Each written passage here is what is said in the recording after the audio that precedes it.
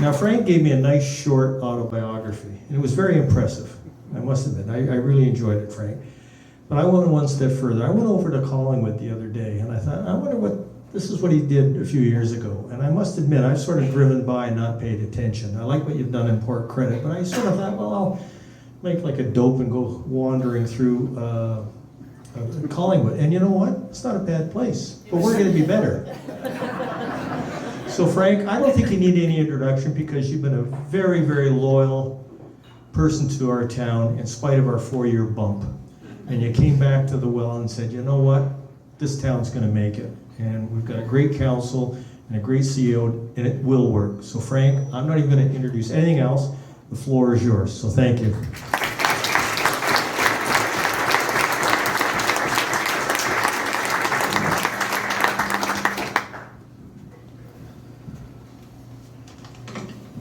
It's good that I don't have to resort to Facebook now. I have to tell you, much to the chagrin of my staff, I got too into it, but I couldn't help myself many times. I mean, we gave them the secrets of what to do and they couldn't figure it out for 4 years. It's really, really good to be back. You know, when the election was coming up, I was paying attention to it and following it. I tried to shut up. I did shut up. You've got great people on the board. I know some of them from before, and like I said, it's great to be back and to have the opportunity to create what, you know, there are different visions, I think, but the opportunity to create something here. You know, when you look at the properties that we've done on the waterfront in Port Credit, Collingwood, we started Aurelia in the meantime while we were waiting for Wasaga to come back. But when you look at what we've done there, we had the luxury and the issue of an existing town that already had something going on. So Collingwood had their downtown. Port Credit had a downtown street that was in bad shape. Aurelia is in better shape. Here, the nice thing is that we've got like a wide open slate. It's a blank slate. We can start from scratch. The last time we came here in front of the big group a few years ago, we had a pretty good idea of what we wanted to do on Beach 2. This one's going to be a little bit different because we're starting on Beach 1. Everybody knows the importance of Beach 1 and how it will really dictate what the town becomes in its central hub. You know, we see it as a challenge, but it's a challenge that we're happy to take on. Unlike Beach 2, where we had a really good idea of what we wanted it to look like, and we bounced some things off the community, got some feedback, made some adjustments. In this case, what we're looking to do is on November 13th and 14th, we're going to start from scratch. You know, there are, like I said, a number of people that have got different visions, but we encourage you to sign up. There are workshops. The workshops will be smaller. The open house will be invited for everybody. But if you want to participate and see some of the ideas that we're looking at, propose your own ideas, it's going to be a very open forum, and we're going to come into it very open-minded. And at some point thereafter, we're going to come back with the information that we get over those 2 days and propose what we think we heard and what we think can be viable. We're not going to be doing 2,000 units. I know that that's what had been proposed. You know, we've learned, having done other waterfront developments, we've learned over the years, and most of you have heard me say it before, an important aspect of getting this thing off the ground in a reasonably good timeline is to get the low-rise going ASAP. It's a bit more of a challenge in Beach 1 than it was in Beach 2 to do a significant amount of it, but the low-rise will be important because you'll be able to bring people to the beach pretty immediately because of the cost difference between a building versus a wood frame unit. As we build value, then we'll start with the buildings. So those of you who followed Collingwood, for example, know that we did a small building there as part of one of our first phases. That was a bit of a struggle, but the townhouses were not. We were able to move the townhouses very quickly. But now we've got the kind of value created where people want to live in a building. So our next building is a 6-story building right at the point there. That's the opportunity that exists here. We've got to get people into the beach first, and then as time goes on, we'll determine what kind of buildings we could do in the future. We're going to be very open in discussing that with you. I don't envision anything tall. I don't envision anything over 6 stories. I probably would say to you, we'll probably be staying under 4 on any building that we would do. Because even though Wasaga is growing fast, like Collingwood from a population point of view, there are restrictions on the number of units you're going to sell. And if you do a big building, it means you got to wait longer and longer to sell more units. If you do them in little bites, and we proved it in Collingwood, you're able to get to each building a little bit quicker. That's the way we plan on approaching it. In November, on the 13th and 14th, we're going to be wanting to hear what you envision from an architectural point of view, from a form point of view. Do you see this becoming something that are flats, or are they staired? Are they elevated? Are they this kind of architectural style we showed 5 years ago, I guess now? Or is it a different architectural style that can become Wasaga's architectural style? A big part of what we have to do on Beach 1 is integrate the commercial. Whereas on Beach 2, we weren't integrating any commercial in there. On Beach 1, we have to integrate the commercial, and we're putting together our team that's going to work on the commercial component to make sure that it becomes a place where people want to be, that people have the services that they need, that people that live down there have the services that they need, the people that visit down there from the town have those services, have the entertainment that they need. So when you eventually see our proposal to the town, we've blocked out certain areas where we see a potential flexibility in terms of what commercial can be done and what town-held recreation can be done. So that's something that we're trying to address by blocking out pieces of property. Other than that, I really don't have a lot to say. I'm open to questions, but it's like I said, it's a blank slate. A lot of you have seen what we've done in the past. Unlike what was said by the previous council and their supporters, I haven't done a cookie cutter I think I go back maybe to the 80s when we did one subdivision, then did the next one the same way. So we don't believe in cookie cutter, we believe in what the people want in the community that we're building in. And that's what we're going to try and determine over the next few weeks.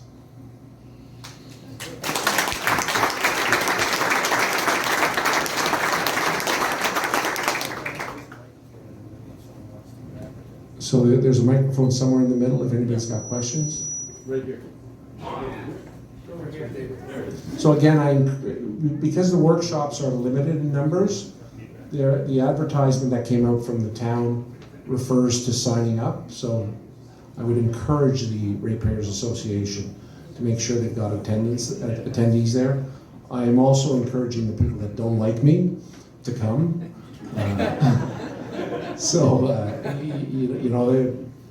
I think that we can turn a lot of people if they want to talk. But nobody ever wanted to talk to me face to face from that group. Where do you sign Hang up? on, please hang on. Everybody wants to hear what you have to say, we really do. It was simple. Where do you sign up? Where is it? Can you sign up today? So we have a website. There is an Eventbrite link on it where you can click. There's 2 sessions on the 14th. You can come in the morning or the afternoon. And if you come out on the evening of the 13th, we'll be explaining that as well. But if you want to get a jump, you can go in and sign up today. Andrew, post is on the window. Oh, yeah, it's posted over there on the window. Shows you the link. Very easy to sign up online. No, Test, test. Good evening. When do you plan on starting the build? So let's forget where we are in the economic cycle for a second. It's going to take us a good year plus to go through the process of figuring out exactly where all the hard surfaces are. And that, in a perfect world, I see us going for sale probably the year after next and starting the year after that. Starting sales early 2025, maybe construction starting 2025, but definitely starting coming out of the winter in 2026. Will we see any kind of completion within 5 years? So the townhouse, the nice thing about the townhouses is they're a year. From an infrastructure point of view, we'd be handling all the internal infrastructure. So between that and building the townhouses, it's a year. It happens pretty quick. So we're starting relatively soon, which is good. I sure hope so. And, the year and a half that it's going to take us to get through the process of visioning and designing and getting ready to go, we're hoping that the interest rates are coming down a bit by then, and there'll be a little bit more buoyant market. The interesting thing is a lot of our buyers aren't affected by interest rates because a lot of our buyers historically don't have mortgages or have very low mortgages. So it's not the same effect as what you would have in Toronto or the suburbs of Toronto, where you're getting younger families trying to maximize their house size. Thank you very much for coming back. It's great to be back. Thank you.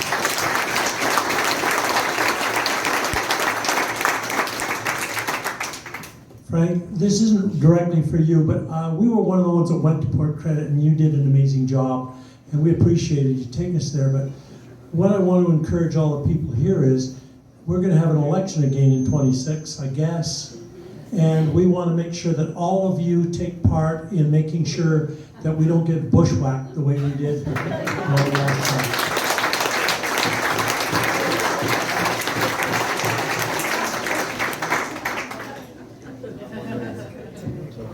I have a question for Andrew with respect to the high school, projected new high school K-12. What is the proposed enrollment with the Catholic Board? If you're looking at 4 years for a new high school, what will happen with Worsley, St. Noel, and Birchview? I know you said perhaps in Elm subdivision there'll be another school, and on Sunnydale, the public board is projecting a small 400 enrollment public school.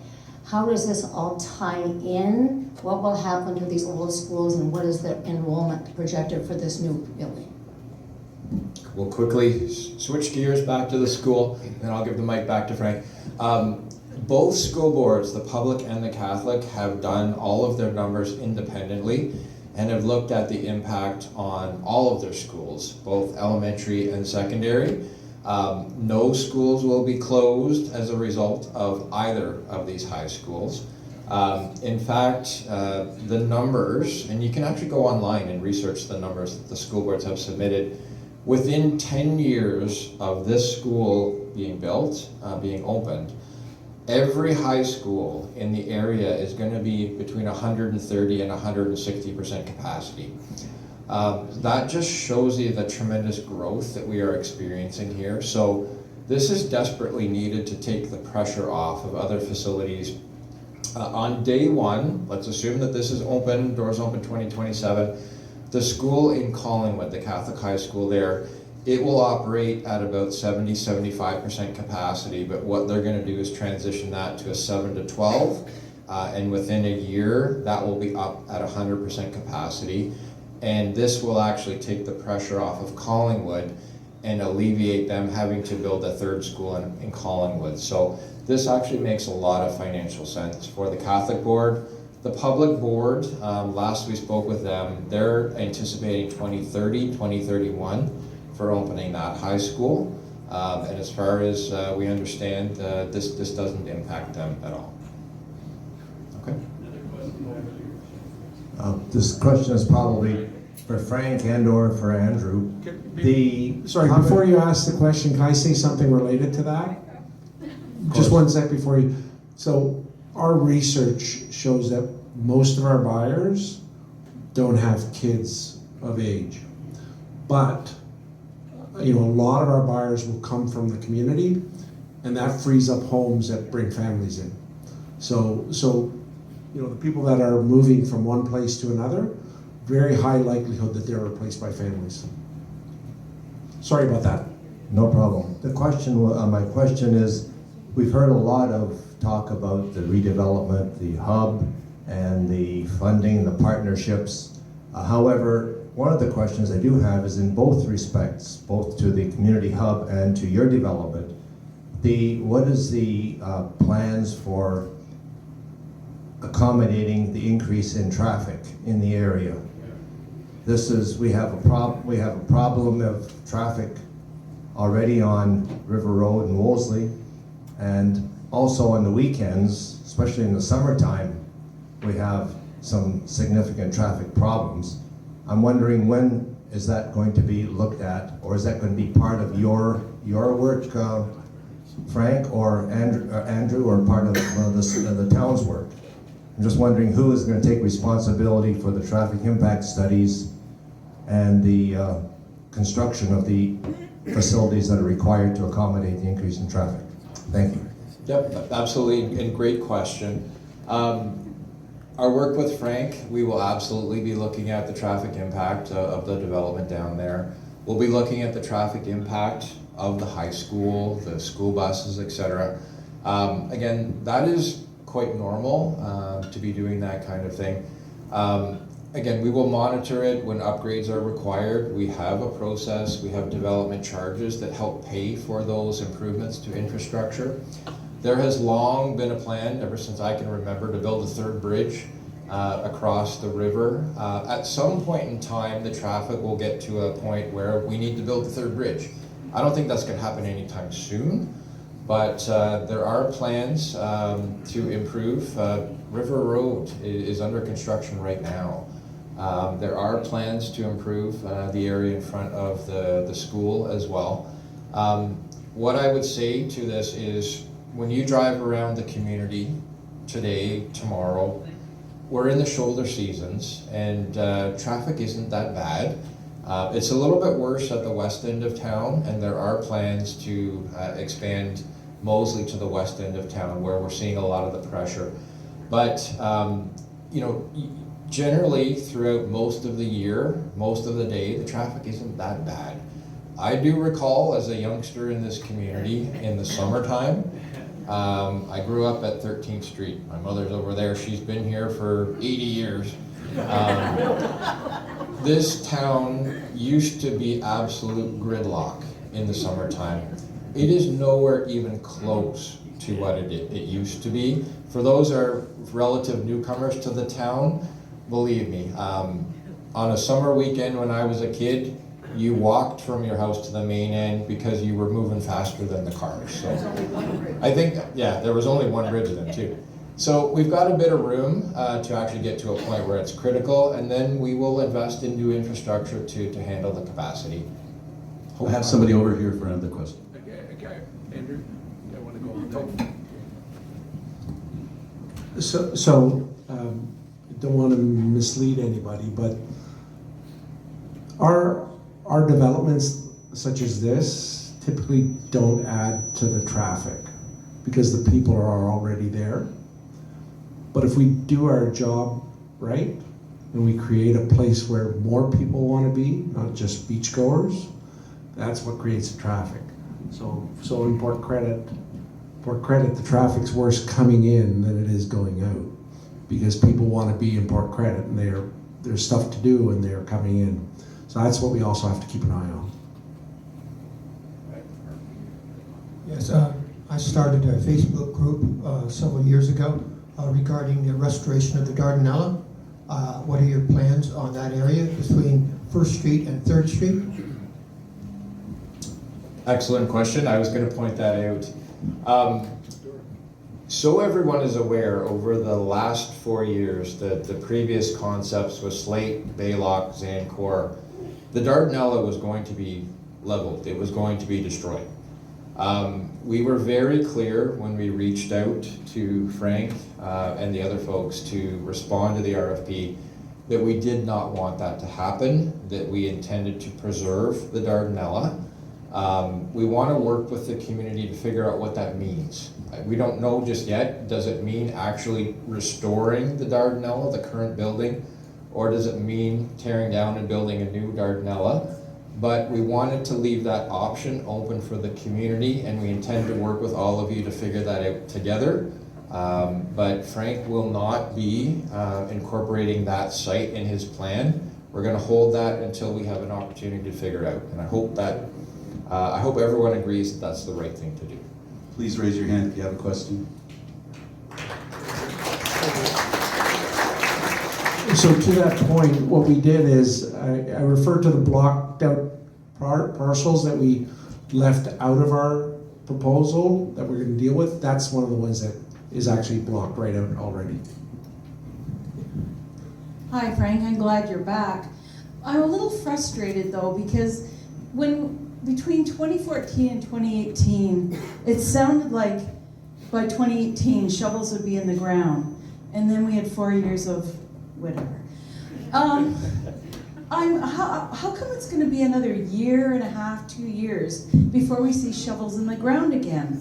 Like, can't you just pick up where you were at 2018 and put it back together? So Beach 1 is a bit different than Beach 2. Beach 2 was pretty well shovel ready.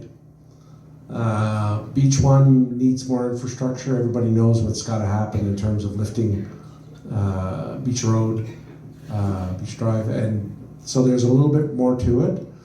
And both from a grading point of view, from a layout point of view, it's going to take a little bit longer. It just takes time, and I have to tell you, I'm confident that Wasaga doesn't take the time. I think when you compare it to other municipalities and what we see in other municipalities and how long things take, I'm looking forward to working here. I got another one in the back again. I just wanted to build on that. No one is more frustrated and wants to see something happen than this council and all of the staff working down the road at Town Hall, myself included. The reason I got into this profession was because I was watching this community that I loved go down, down, down. And I wanted to do something about it. That's what motivated me to get into this profession. So believe me, I'm gonna be pushing Frank, and we're gonna be pushing each other to try and make something happen as quickly as possible. Had things not played out the way they did between 2018 and 2022, there would be buildings built. There would be people living down there. So keep that in mind.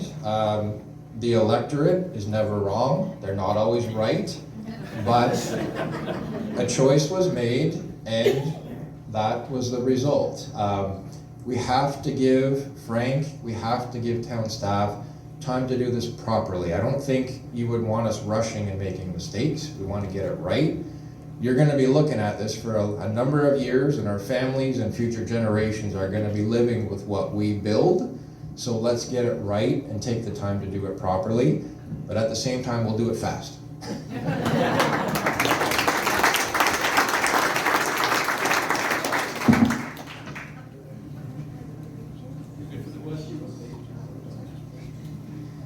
Going back to the heavy traffic in the main season, have you ever thought about people movers?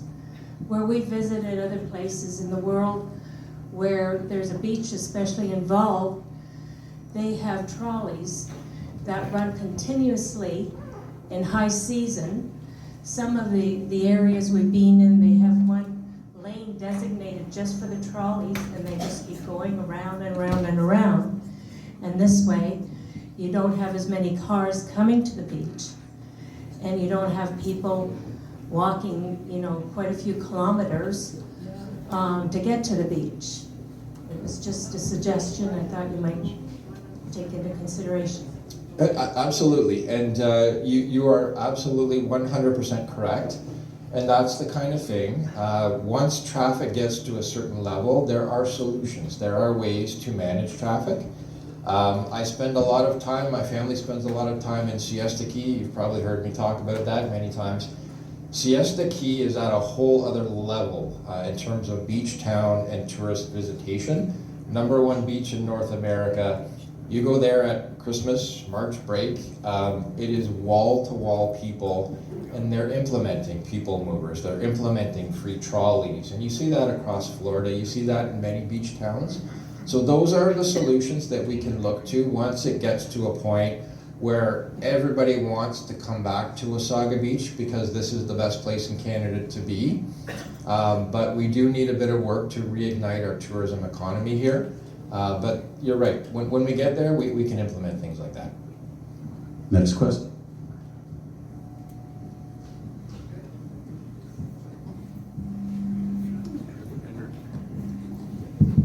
So, I'm confident that what we'll do from a commercial point of view will be an added draw to the beach, which means more people, and that will create the issue that Andrew refers to.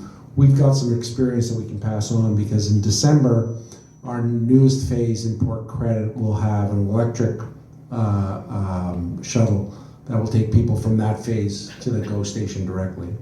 So it's a little bit different. It's not people that are going from a parking lot to a beach, but it's probably about the same distance.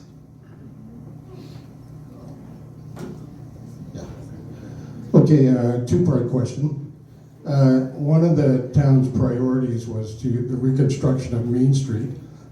So I'm wondering, does this new hub take any of the wind out of those sails? And the second part for Frank, what is Fram's participation going to be in Main Street, and when would that start?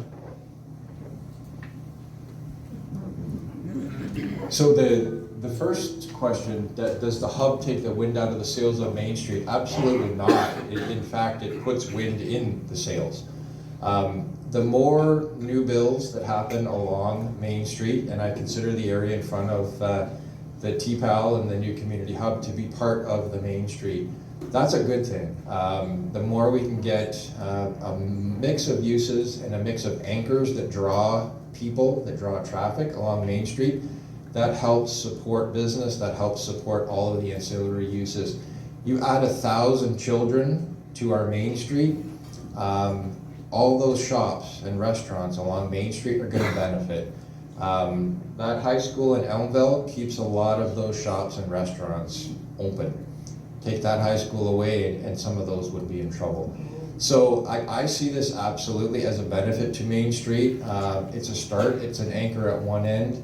The beachfront will be an anchor at the other end, and then we fill in between with traditional Main Street buildings, with mixed-use shops, restaurants, and all the other types of things that you see in every other great community. So very positive. The second, sorry, I forget your second question. The second one. Sorry? I got the second. Okay. So what we called the main square 5 years ago is still there. The drawings are still there. We're going to present them again in November for you to look at and comment on. But I would say to you that the priority, because we're working on Beach 1, the priority is to get Festival Square working. Our experience on waterfront development is if you do the waterfront right, the value it creates emanates and reverberates away from the water. If you try to start away from the water, you're bringing down the value of the water versus bringing it up. So I think it's more important to pay attention to what we're going to do on Festival Square, what's going to be on Festival Square, and get that right, and then move over to the main square. I'll give a chance to somebody in the middle here and in the back for a little while.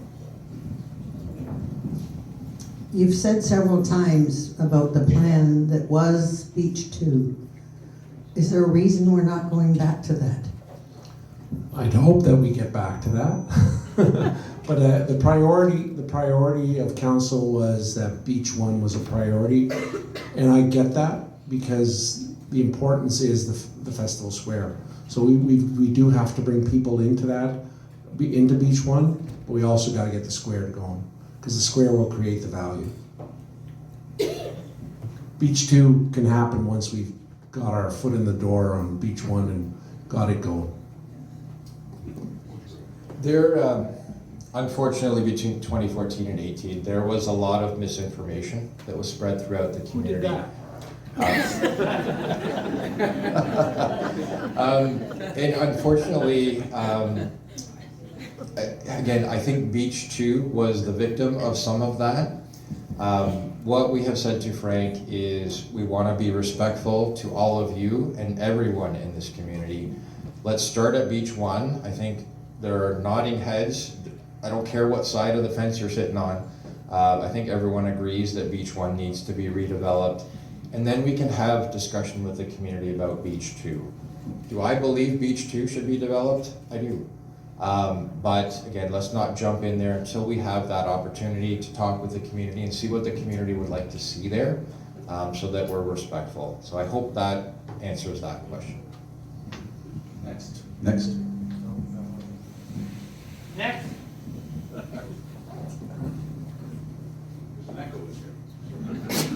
Hi there. I do love Siesta Key. We've been there many times, and a lot of the different places in the States have something that we seem to have an issue with, whether it's because of the province or the municipality. I don't know the boundaries on the water, but what about a pier going out into the water that would, instead of taking business, as you said, away from the water, we're actually going into the water? Or is that something the province has to approve? Well, the province has to approve it. If it's navigable waterways, the federal government may have to approve it, probably has to approve it. Oceans and fisheries. Yeah, so there you go, it's even more. It's in the fisheries, and it costs a lot of money. It's a lot of money, and it's not adding commercial tax base for you. So I think we gotta break the back of the development as a whole, and the town will benefit from the tax base that then we bring in, and then the town can decide what it wants to do with something like that. There is a wonderful one that's done in Burlington that they put out there. It's the second go at it, because the first one didn't work. But it didn't come cheap. It was very expensive, and it's a nice place to go for a walk, but you've got a wonderful beach to go for a walk on. They don't.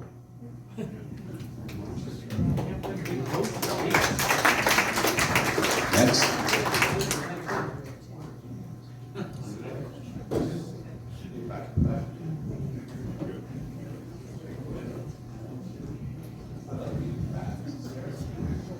Hello. With us being a neighbor or the shoreline being a provincial park, has there been any communications with Ontario Parks regarding any requirements that they would need just to make sure we're not going to get blindsided by something later?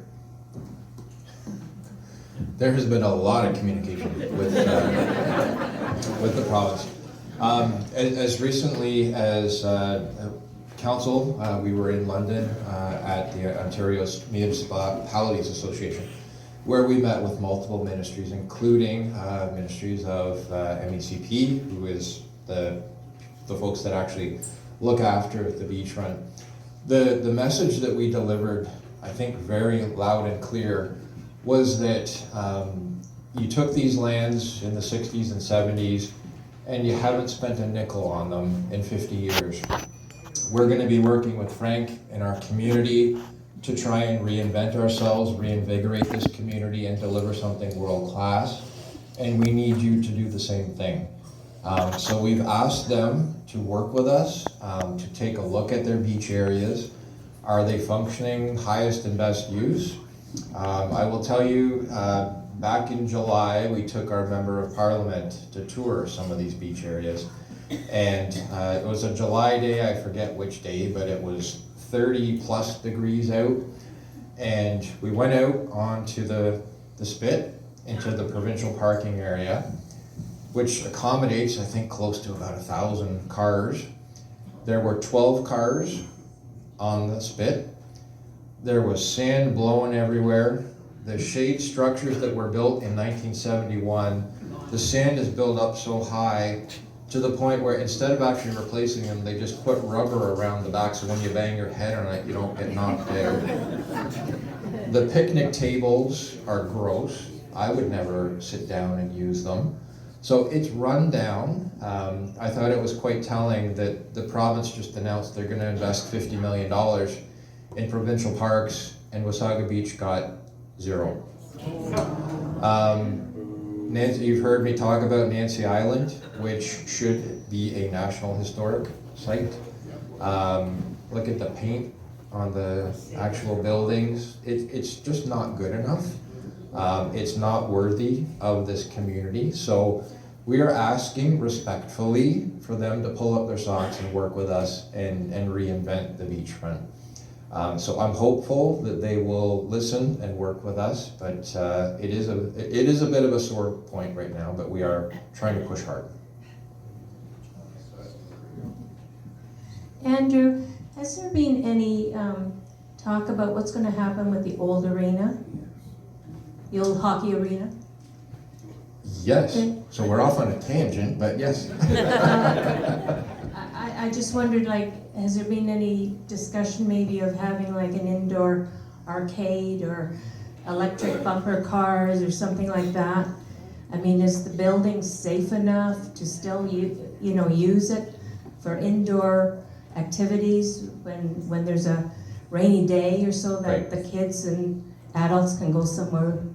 Yep. Yeah, so Thank the you. simple answer, which is going to lead to more questions, I'm sure, is that beginning early in the new year, we're vacating that building, we're moving over to the new arena facility, and essentially we're going to keep the heat and hydro on just so mold doesn't grow in there until we figure out what to do with it. But that building is going to be vacant for the short term. We have our staff currently working on a facilities review, and they're going to be looking at potential reuse for the Wasaga Stars Arena. We've asked them to move quickly on that, and then that will come to council very soon, I'm hoping before the end of the year, so that we can provide some options to council. We also have to look at the business impacts, the business plan for it. To keep that building going, what will it cost operational dollars? Are there capital improvements required?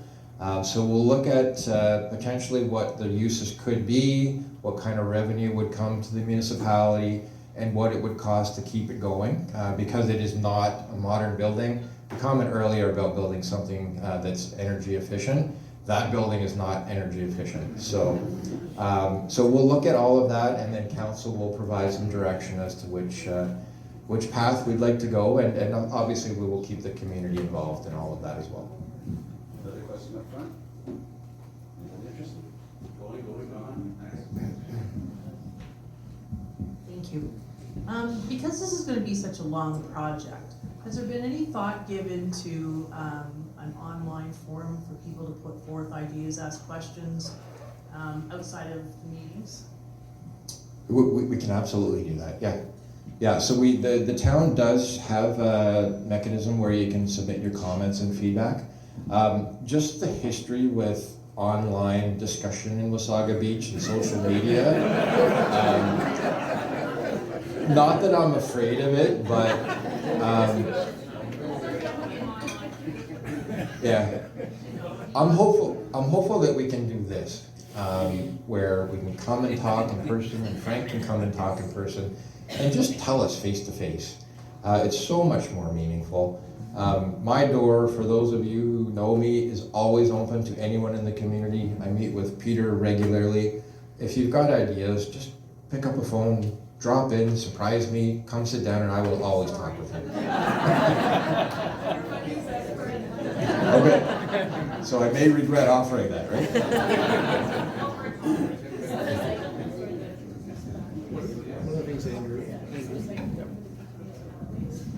One of the things that we can do is, as we go through the process of the stakeholder engagement, we can maybe open up a forum ourselves, that you can make comments that, in case you didn't get a chance to speak to us at the events, that you then have an opportunity to do that.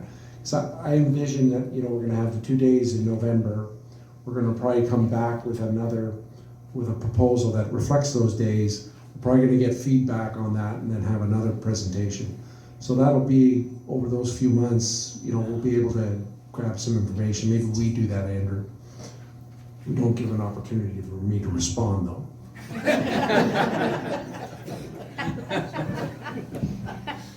My question is for Andrew. Andrew, I have 11 years experience teaching in a hub school. On one side, it was an elementary Catholic school, and on the other side of the gym, it was a regular public school, and I taught on the public side. We also had attached to us a very large library, a really world-class library, and on the other side, there was attached a pool, so that the whole community could use the facilities, and they used the facilities really well. What you were talking about in your plan is having what did you call it, a cultural center. And we had what was called a multi-purpose room, and that people could rent for any reason. And it really was a wonderful thing. The only thing that I'm suggesting to you is that if you have only Catholic kids at that school, Catholic enrollments are fluctuating, right? They're not generally as large as the public ones. So would you consider, after the first enrollment that you do, that you might have to switch and make it half and half? So you're raising an excellent point. The current minister, Minister Lecce,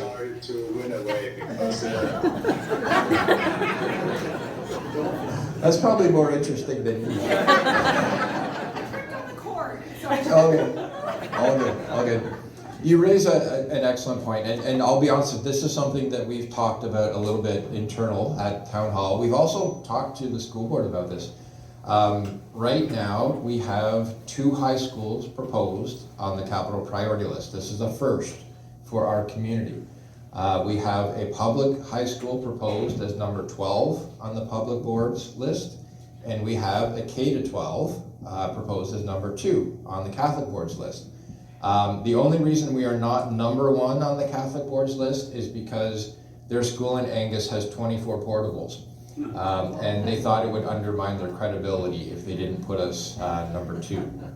But the reason I'm saying that is I don't know how Minister Lecce will react. He has hinted in other communities that he is not beyond forcing marriages. Would he come back and say, you know what, you've got 2 schools here, why can't you work together and we'll do a joint public Catholic? I don't know if that will happen, but you raise a good point. It is not unheard of. There are those examples across the province and across the country. We'll see how this plays out over the next little while. As long as we get a high school for our kids, I think that's what we're here for.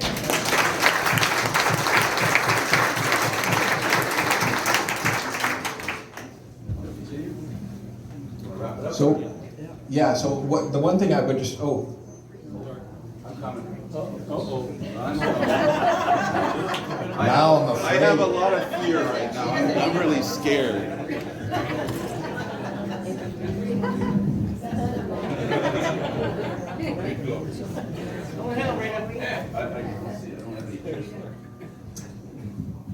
This question is for both of you.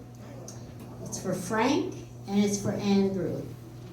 I have heard so many people say how happy they are that you're back in Wasaga Beach. Both of you and everybody, including us, are very, very happy that you're back. But not once have I heard you say how happy you are to be back. Frank! Frank. I'm sure it was the first thing I said. Say it with gusto. I want gusto in there. Then you have to call me Chicho then. Chicho! Are you happy to be back in Wasaga Very, Beach? very happy. No, gusto. Chicho, gusto.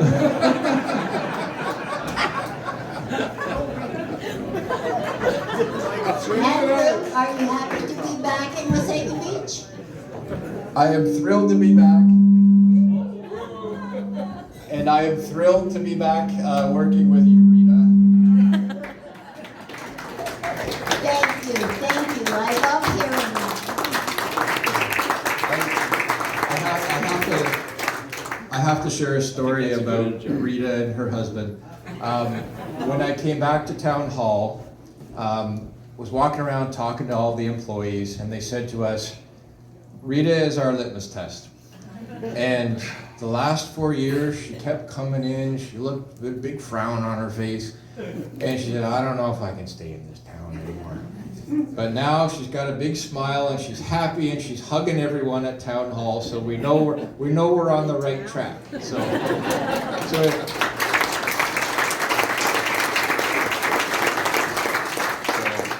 And I cannot emphasize how thrilled I am. This is home. This is wherever I've worked in the world, this is always home for me.